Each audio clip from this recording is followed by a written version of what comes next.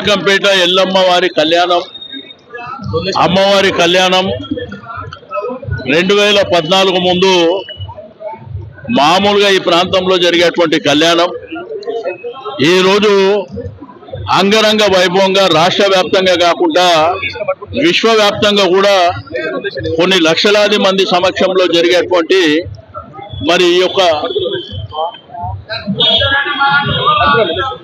లక్షలాది మంది సమక్షంలో జరిగేటువంటి ఈ యొక్క కళ్యాణం ఏర్పాట్ల విషయంలో మరి ప్రభుత్వ సహకారంతో పాటు అన్ని డిపార్ట్మెంట్ల సహకారం తీసుకొని అంగరంగ వైభవంగా భక్తులకు ఎటువంటి ఆటంకాలు ఇబ్బందులు లేకుండా అన్ని జాగ్రత్తలు తీసుకోవాలన్న ఉద్దేశంతో అందరు అధికారులతోని మరి ఇప్పుడు రివ్యూ చేయడం జరిగింది.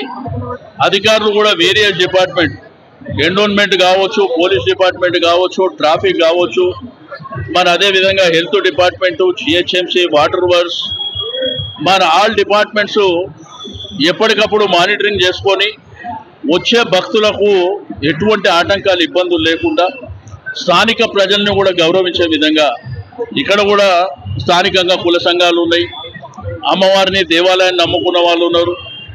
రెండోది మా జోగినేలు వాళ్ళు కూడా ఎందుకంటే వాళ్ళు అమ్మవారు భక్తులుగానే చరిత్రలో ఉన్నారు కాబట్టి వాళ్ళకు కూడా ఎటువంటి ఆటంకాలు లేకుండా వాళ్ళ దాంట్లో కళ్యాణం వచ్చే వాళ్ళు ఎవరు, లేకపోతే ఇక్కడ బోనాలు తీసే వాళ్ళు ఎవరు, ఆ 2 కేటగిరీల కింద వారి టైమింగు వారితో మాట్లాడి వారికి పాసెస్ కూడా ప్రియారిటీ ప్రకారం ఇవ్వడం జరుగుతుందని చెప్పి నేను ఈ సందర్భంగా తెలియజేస్తూ, అదేవిధంగా ఈ చుట్టుపక్కల ప్రాంతాల కొంతమంది పెద్దలు కొన్ని లక్షలాది మందికి అన్నదానం చేస్తారు.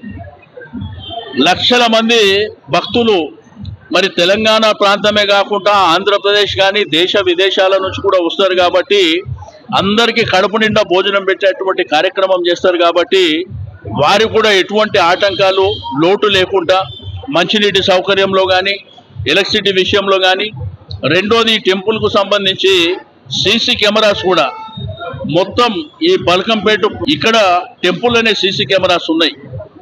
పోలీస్ డిపార్ట్మెంట్ ఎప్పటికప్పుడు మానిటరింగ్ చేసుకొని ఆ కార్యక్రమాలను చేసుకోవడం జరుగుతుంది. నేను అందరికీ రిక్వెస్ట్ చేస్తున్నా, ఇది రాజకీయాలకు అతీతంగా కుల మతాలకు అతీతంగా జరిగేటువంటి గొప్ప కార్యక్రమం కాబట్టి మన అందరము వచ్చే భక్తులకు సహకరిద్దాం.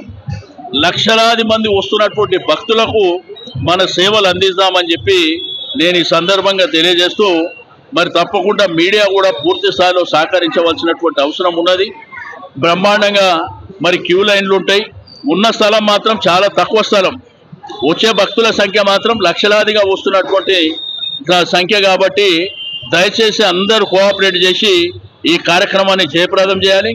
1వ తారీఖు జూలై అమ్మవారి కళ్యాణమైన నెక్స్ట్ డేనే ఇక్కడ నుంచి అమ్మవారి రథయాత్ర కూడా భారీ ఎత్తున బయలుదేరుతుంది కాబట్టి దానికి కూడా అందరూ సహకరించవలసినటువంటి అవసరం ఉందని చెప్పి నేను తెలియజేస్తాను.